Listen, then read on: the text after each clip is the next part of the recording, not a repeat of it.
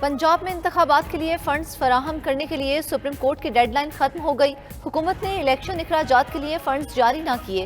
حکومت کو 21 ارب روپے گزشتہ روز تک الیکشن کمیشن کو فراہم کرنا تھے۔ الیکشن کمیشن رپورٹ آج سپریم کورٹ کو پیش کرے گا۔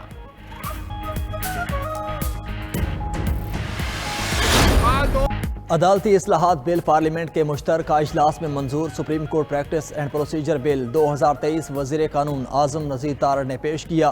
مشترکہ اجلاس میں بل کی شکوار منظوری دی گئی۔ ایوان نے شیزا فاطمہ کے 2 ترامیم کی منظوری بھی دی۔ بل دوبارہ صدر کو بھیجا جائے گا۔ صدر نے دستخط نہ کیے تو پھر بھی بل 10 دن میں خود بخود قانون کی شکل اختیار کر لے گا۔ مشترکہ اجلاس میں پی ٹی آئی ارکان کا شدید احتجاج۔ اسپیکر ڈائس کا گھیراؤ کیا، ایجنڈے کی کاپیاں پھاڑ دیں۔ پی ٹی آئی ارکان الیکشن کراؤ، ملک بچاؤ کے نعرے لگاتے رہے۔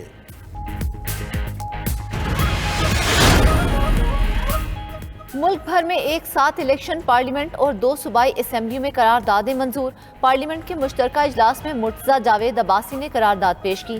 سینٹ میں بھی ملک میں ایک ساتھ انتخابات کرانے کی قرارداد منظور کی گئی۔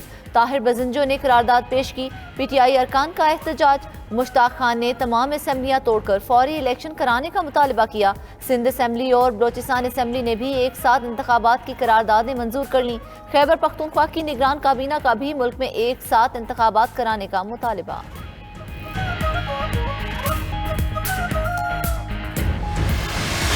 ہم نے یہ بھی دیکھا کہ لوگوں کی کروڑوں کی جائیدادیں جو ہیں ان کے فیصلے 184(3) میں کر دیے گئے، اور یہ بارہا مطالبہ آیا کہ اس میں اپیل کا رائٹ ہونا چاہیے۔ یہ بینیفیشل لیجسلیشن ہے جو کسی ایک شخص کو 2 کو نہیں، یہ ان ایگریوڈ لوگوں کو ایک لیگل ریمیڈی ہے۔ فیصلہ پھر سپریم کورٹ نے کرنا ہے، کسی اور نے نہیں کرنا۔ وزیر قانون اعظم نذیر تارڑ نے کہا جو ارکان سیڑھی پر بیٹھ کر احتجاج کر رہے ہیں وہ اپنی کم علمی کا ثبوت دے رہے ہیں۔ صدر نے جو اعتراض کیے وہ پارلیمان کے قانون سازی کے اختیار پر سوال اٹھایا۔ صدر ایک سیاسی جماعت کے کارکن کی بجائے سربراہ مملکت کے طور پر کردار ادا کریں۔ سپریم کورٹ کے رولز عامر کے دور میں بنائے گئے ہیں۔ نئے قانون کے ذریعے سپریم کورٹ کے اختیارات کم نہیں کر رہے، بڑھا رہے ہیں۔ پہلے جو کام اکیلے چیف جسٹس کر رہے تھے اب وہ 3 سینئر ترین ججز کریں گے۔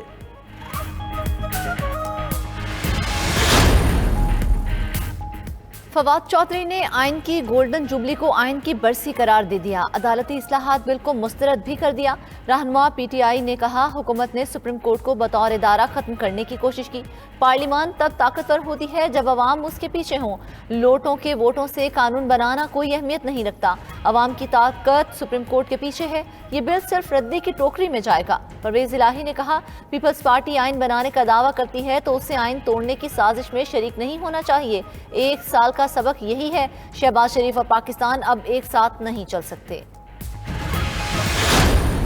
We can request the Prime Minister for a dialogue with the opposition, with anybody he wants to, but they have to come to him. He is the Prime Minister. The government of its time, led by the Prime Minister, is the only valid authority to do a dialogue with them. Opposition کو مذاکرات کے لیے وزیر اعظم کے پاس آنا ہوگا۔ سابق صدر آصف علی زرداری کا آئین کی گولڈن جوبلی پر قومی اسمبلی میں کنونشن سے خطاب۔ بولے وزیر اعظم شہباز شریف سے درخواست ہے حزب اختلاف سے مذاکرات کریں۔ آئین کو کچھ نہیں ہوگا، اس کے ساتھ کھلواڑ نہیں کرنے دیں گے۔ بی بی صاحبہ کی شہادت پر پاکستان کھپے کا نعرہ لگایا۔ آئندہ نسلوں کے لیے ٹوٹا پاکستان چھوڑ کر نہیں جائیں گے۔ پہلی دفعہ نہیں ہوا، کورٹ نے نوٹس دیا۔ بی بی کو رات کے 12 بجے اٹھا کر جیل میں ڈالا گیا۔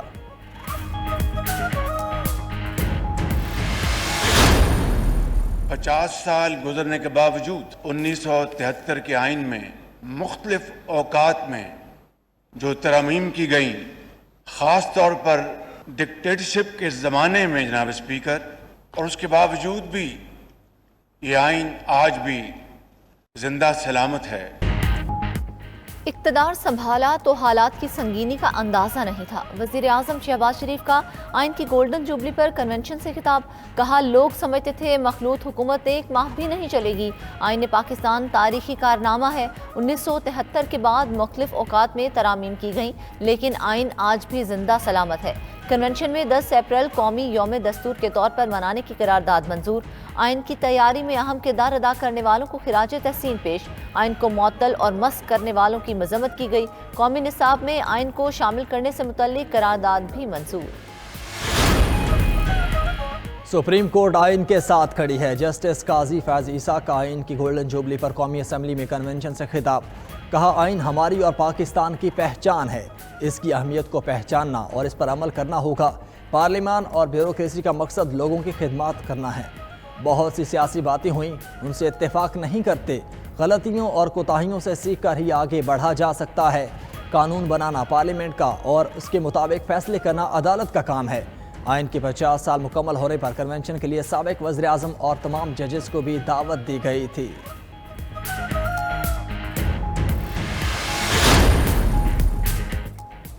مسلم لیگ نون کی chief organiser Maryam Nawaz family کے ہمراہ عمرہ کی ادائیگی کے لیے سعودی عرب روانہ ہو گئیں۔ مریم نواز کے ہمراہ ان کے شوہر کیپٹن صفدر، بیٹا جنید صفدر، بیٹیاں مہر النساء اور ماہنور تھیں۔ سابق وزیر اعظم محمد نواز شریف لندن سے سعودی عرب پہنچیں گے۔ خاندانی ذرائع کے مطابق نواز شریف اور مریم نواز سعودی شاہی قیادت سے ملاقات بھی کریں گے۔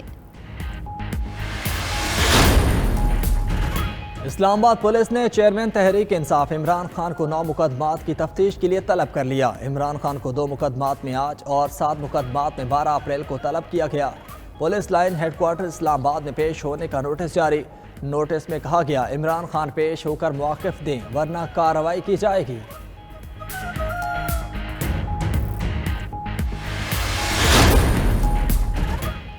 الیکشن کمیشن نے پنجاب میں انتخابی تاریخ آگے بڑھانے کا اختیار مانگ لیا۔ چیف الیکشن کمشنر کا اسپیکر قومی اسمبلی اور چیئرمین سینٹ کو خط۔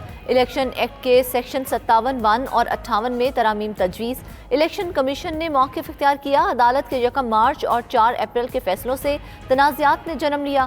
شفاف انتخابات کے لیے کچھ بنیادی شرائط کا پورا ہونا ضروری ہے۔ الیکشن ایکٹ میں ترامیم پارلیمنٹ کے سامنے منظوری کے لیے پیش کی جائیں۔ فوری انتخابات کرانا قومی مفاد میں نہیں، وزیر خزانہ اسحاق ڈار کہتے ہیں منتخب حکومت کے خلاف آتے ہی سازش کی گئی۔ حکومت کی معاشی پالیسیز کو نقصان پہنچایا گیا۔ پی ٹی آئی ملک دشمنی پر اتر آئی، پوری کوشش کر رہی ہے ملک دیوالیہ ہو جائے۔ سلیکٹڈ حکومت کو نکالا گیا تو تباہ شدہ معیشت ملی۔ آئی ایم ایف کے ساتھ سٹاف لیول معاہدہ جلد مکمل ہونے کی امید ہے۔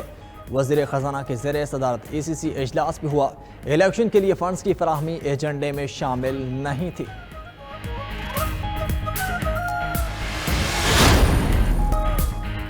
مردم شماری کی تاریخ میں دوسری مرتبہ توسیع۔ ادارہ شماریات کے مطابق مردم شماری کا عمل اب 15 اپریل تک جاری رہے گا۔ مردم شماری میں توسیع کا اطلاق 19 شہروں پر ہوگا۔ حکومت نے اتحادی جماعتوں کے تحفظات پر مردم شماری میں پہلے بھی 10 اپریل تک توسیع کی تھی۔ 97% ڈیٹا مکمل کر لیا گیا، صرف 3% شماریات ڈیٹا باقی ہے۔ ملک میں ووٹرز کی تعداد 12 کروڑ 56 لاکھ سے زائد ہو گئی۔ الیکشن کمیشن نے ووٹرز کی تازہ ترین تفصیلات جاری کر دیں۔ مرد ووٹرز کی تعداد 6 کروڑ 78 لاکھ، خواتین ووٹرز کی تعداد 5 کروڑ 77 لاکھ سے زائد ہو گئی۔ 18 سے 25 سال کے 2 کروڑ 31 لاکھ سے زائد ووٹرز موجود۔ 26 سے 35 سال کے ووٹرز کی تعداد 3 کروڑ 26 لاکھ سے زائد۔ 36 سے 45 سال کے 2 کروڑ 75 لاکھ ووٹرز ہیں۔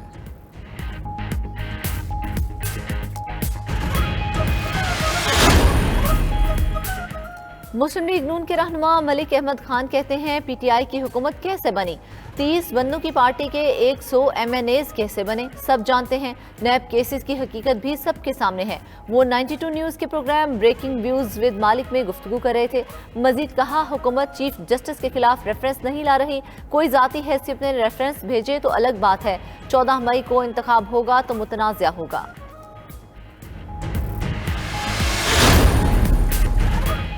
پشاور کے قدیم بازار میں پرانے سکوں کی خرید و فروخت آج بھی جاری۔ شماری مارکیٹ میں یونانی، کوشان، ساسانی، ہندو شاہی سکے آسانی سے دستیاب ہیں۔ عراق کے آخری بادشاہی دور کے سونے چاندی اور دیگر دھاتوں کے سکے بھی موجود ہیں۔